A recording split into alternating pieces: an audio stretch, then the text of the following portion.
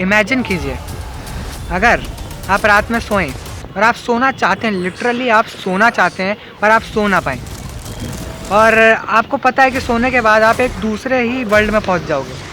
मैं सपनों की बात नहीं कर रहा, मैं रियल में बात कर रहा हूँ। जी हाँ, आप सही सुन रहे हैं।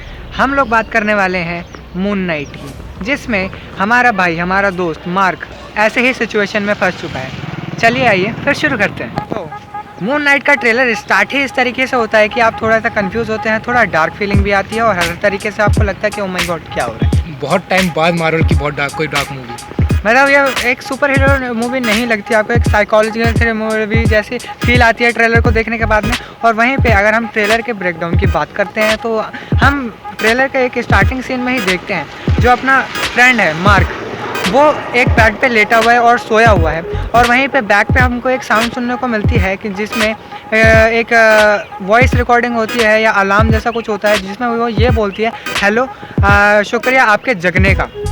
और वहीं पे मार्क जगता है। वैसे तो बेसिकली देखा जाए तो मार्क सुबह से लेकर रात तक सोता ही नहीं, रात भर वो नहीं सोता, क्योंकि अगर वो सोएगा तो उसे पता है कि सोने के बाद वो एक अलग ही दुनिया में चला जाता है जिससे मार्क खुद बाहर नहीं आ पाता। सो दैट उसने, आप उस ट्रेलर में देख भी सकते हैं कि मार्क ने अपने पैरों को हथकड़ी जैसे चेन से बांध रखा है। क्यों?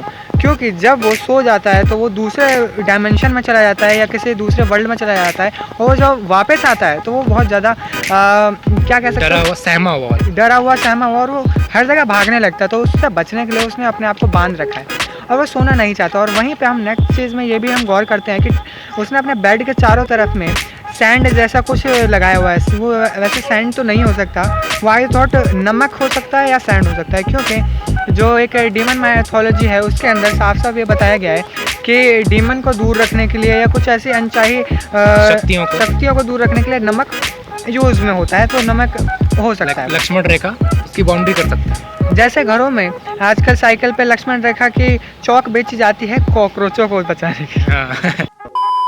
इससे बहुत ही ज़्यादा सिमिलर कॉन्सेप्ट हमने एक मूवी में देखा है जिसका नाम था nightmare in the Elm street. उसमें भी सेम सिनेरियो होता है कि जो बच्चे होते हैं उनको सपना आता है, लेकिन वो सपने बहुत ज़्यादा रियल होते हैं, और जो भी उनको हर्ट्स होते हैं, जो भी उनकी चोट लगती है, वो रियल लाइफ में इफेक्ट करते हैं और वो उनकी डेथ भी हो जाती है सपने में। इस कारण वो सो ही नहीं पाते हैं। बिल्कुल ऐसा ही मून नाइट के केस में भी है, वो सो नहीं पा रहा है और सोना नहीं चाहता है।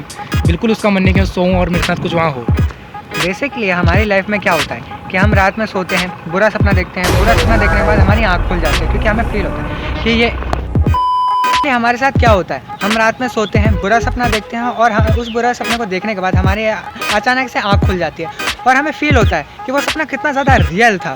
और ऐसा भी लगता है कभी कभी कि हम सपने में खाई में गिर गए और हम मर चुके हैं। बट मार्क के केस में ये है कि वो एक दूसरे वर्ल्ड में ही जा रहा है। कितना ज़्यादा अमेजिंग है।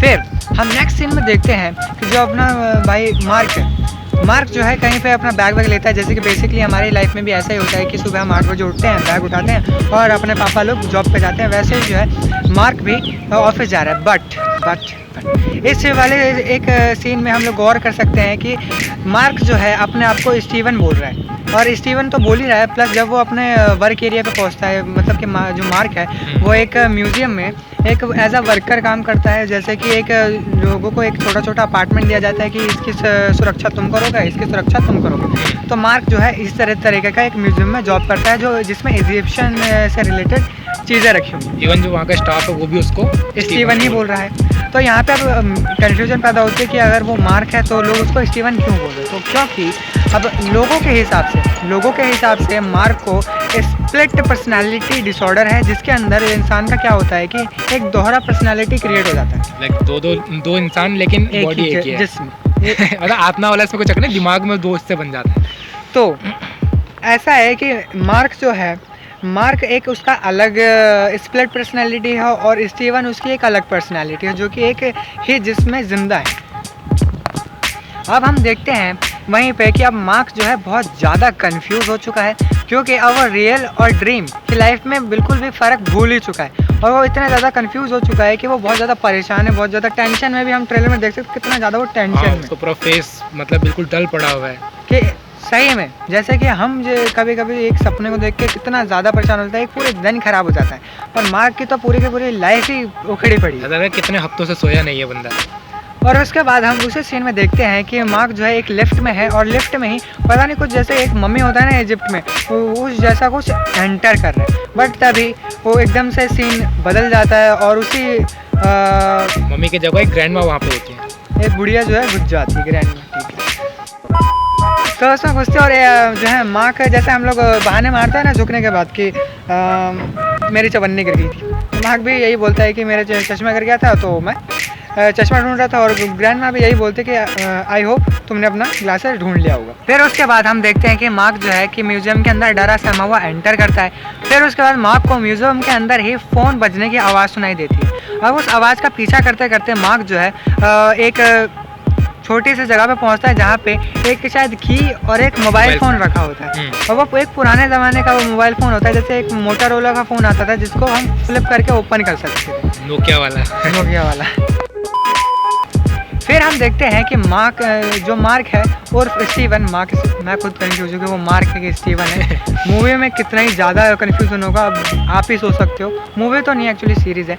फिर उसके बाद में हम ये देखते हैं कि जो मोबाइल वाला सीन हम देखते हैं उसके ठीक बाद एक और फ़ोन कॉल वाला सीन होता है, तो उसमें आप कंफ्यूज मत हो जाना कि जब उसको मोबाइल फ़ोन मिलता है वो वाला सीन और जो अब नेक्स्ट सीन आएगा मोबाइल फ़ोन वाला वो प्रॉपरली बिल्कुल अलग सीन है, तो इस पर कंफ्यूज मत हो जाना कि वो दोनों सेम है। तो वहीं पे हम देखते हैं कि जब मार्क को एक कॉल आता है और मार्क जब वो फ़ोन उठाता है तो उसमें एक लड़की होती है, वो ये बोलती है कि ओ मार्क अच्छा हुआ कि तुम जिंदा हो।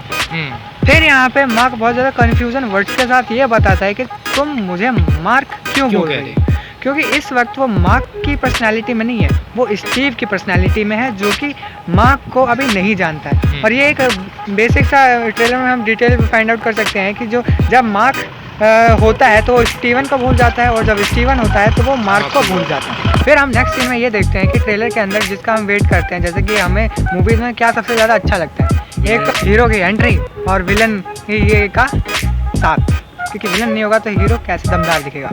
फिर हम ट्रेलर में देखते हैं कि विलन की एंट्री होती है जो कि लाल कुर्ते में। अब हमें कैसे पता चलता है कि वो एक विलन है, जैसे कि अगर आप कॉमिक्स में भी देखोगे तो उसका एक थोड़ा सा एक मैचिंग पर्सनालिटी टाइप दिखता है, और इस ट्रेलर में हम देख सकते हैं कि वो एक मेन विलन के रूप में एंटर भी होगा जो विलन है। उसके बारे में थोड़े से छोटे फैक्ट्स आप लोगों को बता देना चाहता हूँ मैं कि जो इस मूवी का विलन है वो खुद एक बीमारी से ग्रसित है।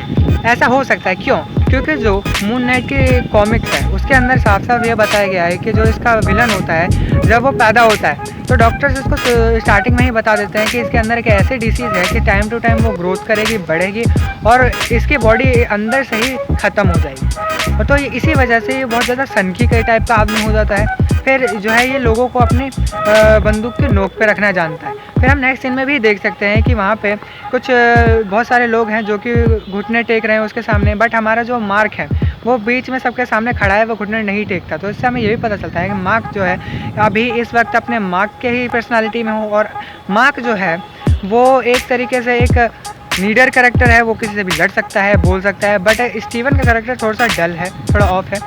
फिर उसके बाद हम उसी सीन में अब अगर आप बैक में देखोगे तो एक ट्रक खड़ा है, एक येलो कलर का ट्रक है जो कि ठीक नेक्स्ट वाले सीन में हम देखते हैं कि मार्क जो है उसी ट्रक को चला रहा होता है। और उसी में एकदम बहुत ज़्यादा एक कन्फ्यूजिंग सा सीन आता है जब मार्क के हाथ में बंदूक होती है और मार्क को बिल्कुल समझ में ही नहीं आता उसके हाथ में ये बंदूक आई कैसे। तो ऐसा हो सकता है कि उस टाइम वो मार्क से सीधा स्टीवन के कैरेक्टर में ट्रांसफर हो गया हो। फिर उसके बाद हम देखते हैं कि मार्क जो है उस ट्रक में से नीचे गिरता है और वो एक खाई टाइप से चीज़ में गिर जाता है। अब बेसिकली हमको ये माइंड में आता है कि अगर वो खाई में गिर रहा है तो वो मर जाना चाहिए या उसकी हड्डियाँ टूट जानी चाहिए, बट नहीं, ऐसा नहीं हुआ। एक्चुअली मूवी के अंदर एक ऐसा कॉन्सेप्ट है जो कि अब हम बताएंगे कि मार्क कभी मर ही नहीं सकता। एक्चुअली उसकी हड्डियाँ टूट जाए, सब कुछ हो जाए, वो मर नहीं सकता। फिर हम नेक्स्ट सीन में देखते हैं जब मार्क जब ट्रक से गिर के खाई में गिरने लग जाता है तभी वो ठीक एक एजम्पशन वाला एक सीन आता है जहाँ पर पिरामिड हम देख सकते हैं। अब यहाँ पे हम एक चीज़ नोट करते हैं कि जो मार्क है, मार्क इसलिए मैंने क्यों कहा कि मार्क नहीं मर सकता, क्योंकि मार्क जो है सिंपली कनेक्टेड है इजिप्शियन के गॉड से, कनेक्टेड है, बिल्कुल डायरेक्टली उन्हीं से कनेक्टेड है, गॉड से कनेक्टेड है। कैसे? क्योंकि जो इजिप्शियन के गॉड हैं उन्होंने मार्क के पैदा होने से पहले ही एक तरीके से डिसाइड कर लिया था कि यही आगे चल के मून नाइट बनेगा और वही गॉड मार्क को कई सारे विजन्स दिखा रहे हैं कि तुम्हारा जो एक डेस्टिनी है वो ये है।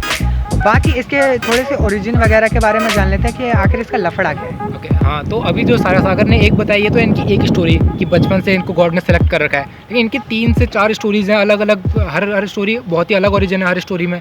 तो उनमें से जो एक काफ़ी फेमस स्टोरी है उसमें ऐसा होता है कि ये ऑलरेडी एक मिलिट्री में बहुत इंपॉर्टेंट रोल में असाइंड होते हैं और ये मार्वल के सारे कैरेक्टर्स में like one of the best martial artist होते हैं जो हमारे मून नाइट है स्टीवन।